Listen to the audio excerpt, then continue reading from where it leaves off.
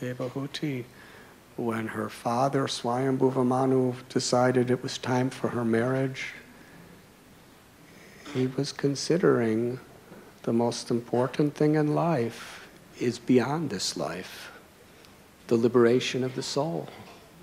Let me marry her to a self-realized soul. Kardama Muni. She moved from the jungle, she moved from the palace to the jungle. She faithfully served her husband. And she did it with such devotion that Krishna irresistibly wanted to be her child. Such a loving personality. I want to be the child of this person.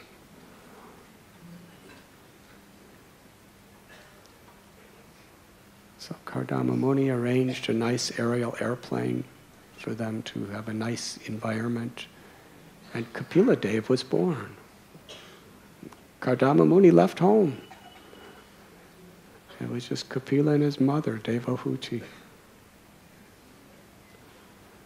Kapila Dev's a very special incarnation because as far as the scriptures go, he didn't really do anything. He just talked. Yeah? There's no record of him doing anything.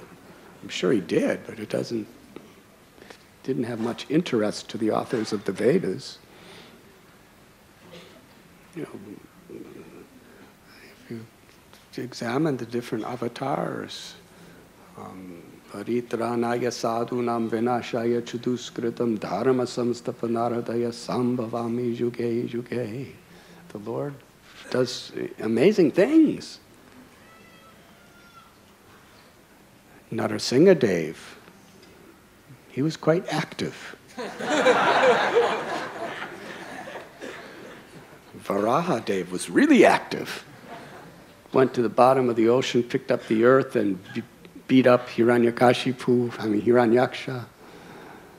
And Lord Ramchandra, so many incredible, beautiful activities, and slaying of Ravana and Kumbhakarna, and Parasaram. He was quite active.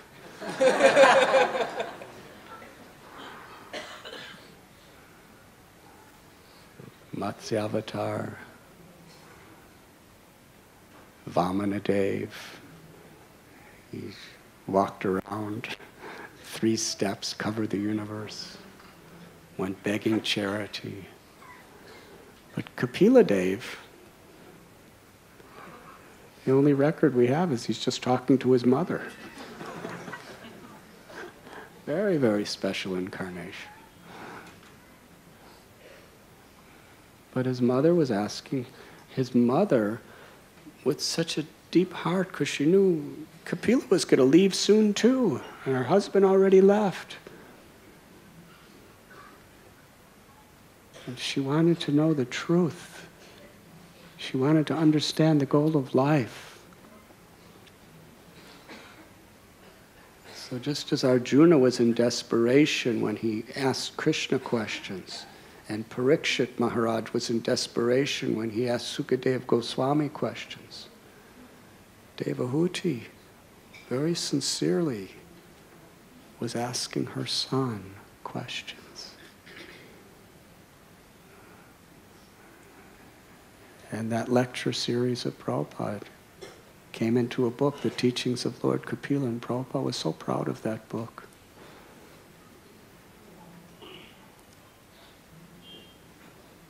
Again, the love of a mother and a son.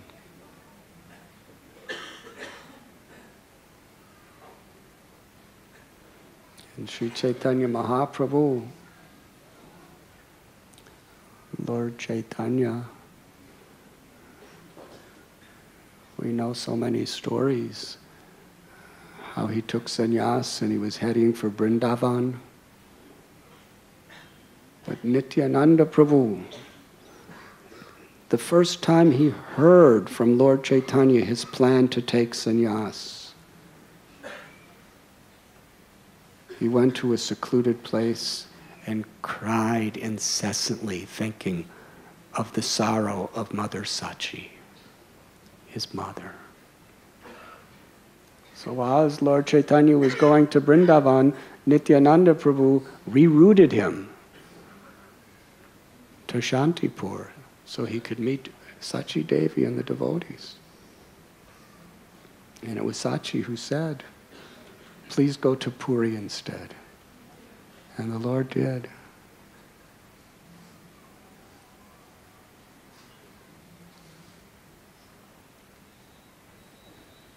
And at one time he said, whatever devotion I have, it is only due to the love of my mother, Sachi Devi.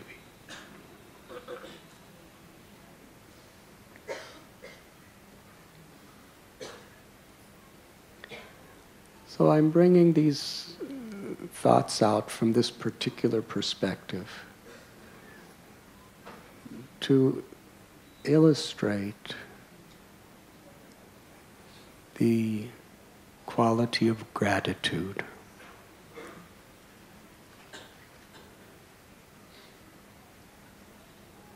An ungrateful heart cannot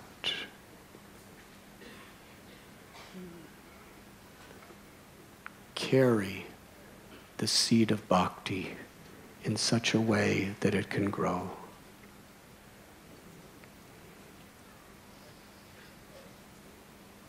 A grateful heart is a heart that is fertile, in which that seed can grow without impediments.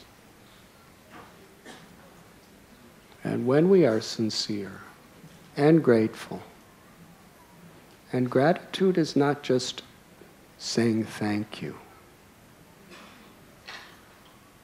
Real gratitude is something very deep. It means to reciprocate. If someone saves you and they're in trouble, real gratitude is not walking by and saying, thank you for all you've done, but I'm too busy. Real gratitude means to reciprocate and give them in return everything you have. So gratitude to the spiritual master is not just, thank you once a year. Gratitude means you've given me everything. And if I'm grateful, I want to give you everything, whatever I am.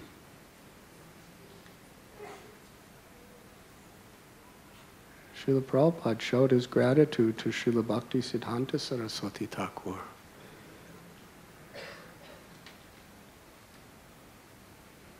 And he did that by giving all of us Krishna consciousness and willing to do anything and everything to do that.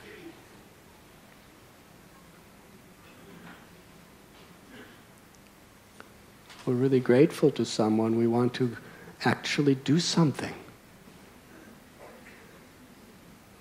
Connect them to Krishna. Assist them in the service of Krishna.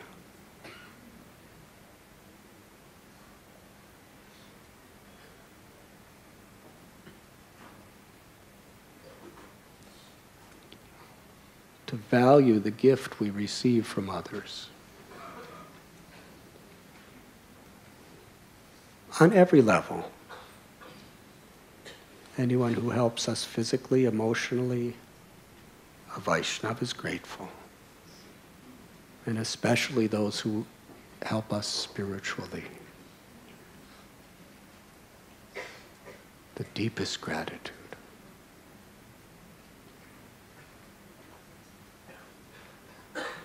And when we hear about Lord Chaitanya's emphasis on being humble like a blade of grass, tolerant like a tree, offering all respect to others, and not expecting for oneself, then we could chant the name constantly. It all actually becomes doable if we're grateful. A grateful heart could be extremely forgiving.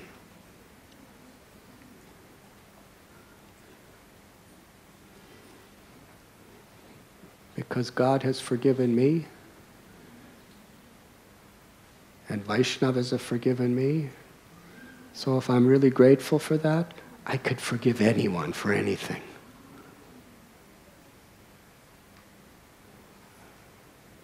Humility. If we're really grateful, you have to be humble to be grateful. Grateful means I don't deserve it, but it's come, and I'm indebted. And to be grateful makes you humble. An ungrateful heart cannot be humble, and an egoistic heart cannot be really grateful.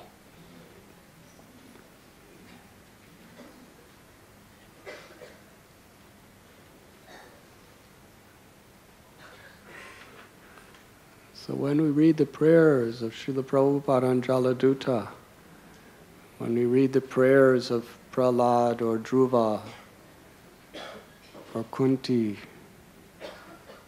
or Narottam Das Thakur or Bhakti Vinod Thakur or any of the other great acharyas, the prayers of Gajendra, we find these qualities of gratitude, of humility. It enables us to take shelter from our heart.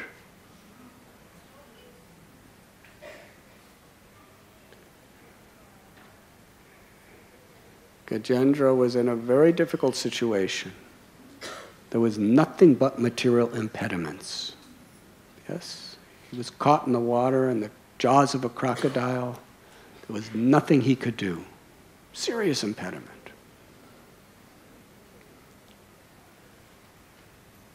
He didn't even have a japamala. He didn't have any sages or rishis around to speak the Bhagavad or the Gita to him. He was just all alone, with some family members standing around crying, on the verge of death.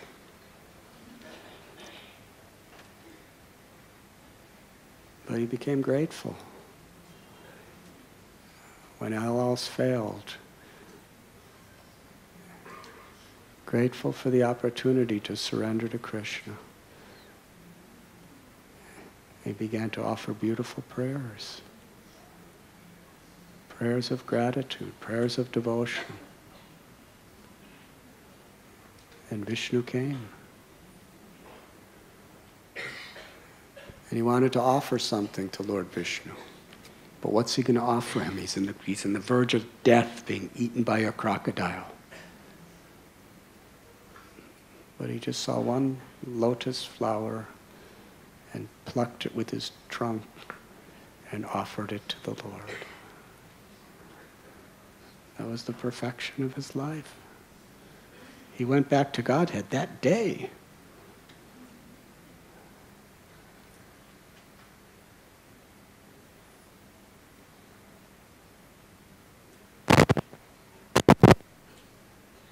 So whether we're sitting on a rock in the Ganges, whether we're on a television show, whether we're at home taking care of our babies, and there are so many babies these days, it's unbelievable.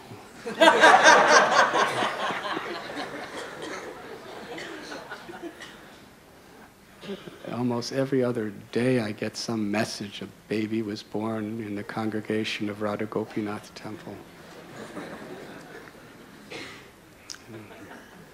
Whatever expansion that we are through our outreach in colleges and everything else, I don't think it's as much as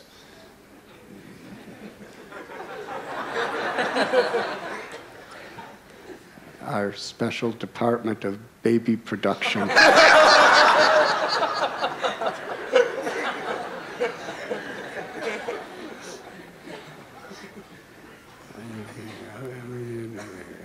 as years go by, we're going to have a major campus for Gopal's garden. Be like a university.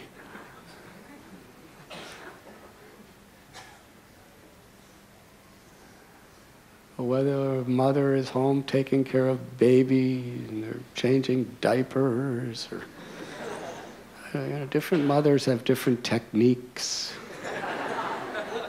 I've seen in India. I remember in the Himalayas taking a bus up to the Gangotri, and the mothers would just very lovingly take their little baby and just with both hands stick them out the window.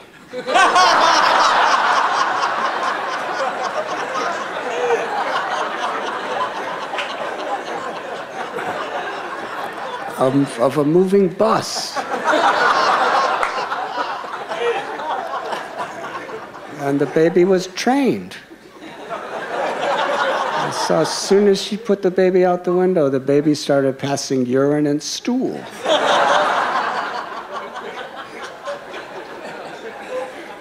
Now you're laughing, but I was in the next seat behind.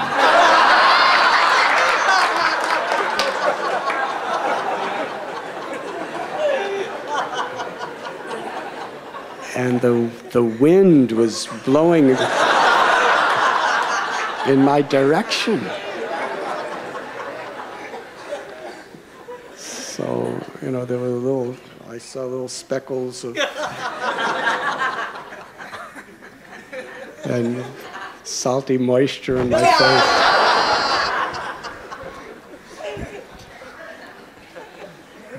And the mother saw that the stool and urine was coming on me. And she just turned around and smiled.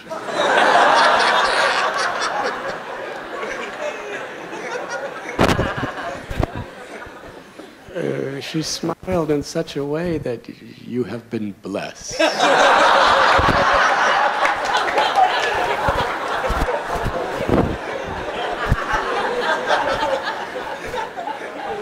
So everything in this world can be interpreted in different ways. I could have gotten really mad and think I am contaminated. There was no showers there. I didn't have a change of clothes. So why not? You can be happy or distressed. She looked at me like I was blessed, so I thought, Himalayan Mataji.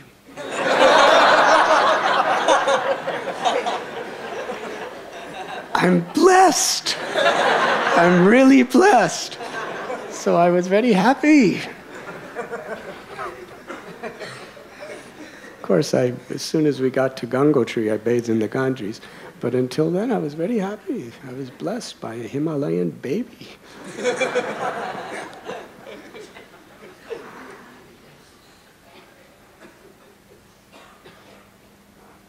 Or whether we're in our office dealing with the economic crises of the world, or whether we're sitting on a crowded Bombay train,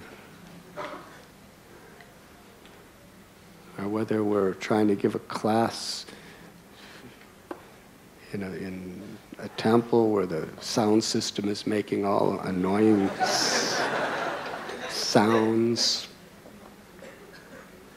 or they're living in an ashram, overcrowded, whether we're in perfect health, doing all sorts of elaborate yoga asanas, or whether we're in an ICU of a hospital.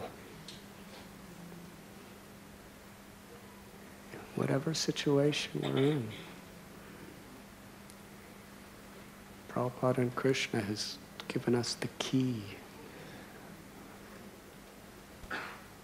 where there's no impediment.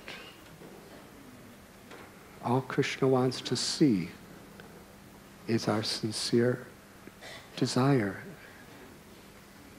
to please Guru, to please the Vaishnavas, and to please Radha Gopinath.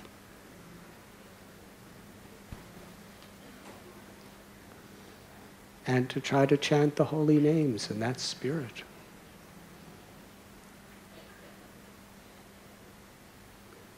And when we create a community where there is such gratitude, and such gratitude is expressed through our sincere eagerness to serve. What gives substance to our service is very much our eagerness. We want to serve. We want to please people. That pleases Krishna. And we please Krishna by pleasing Vaishnavas. And by pleasing the conditioned souls, by giving them the beauty of bhakti.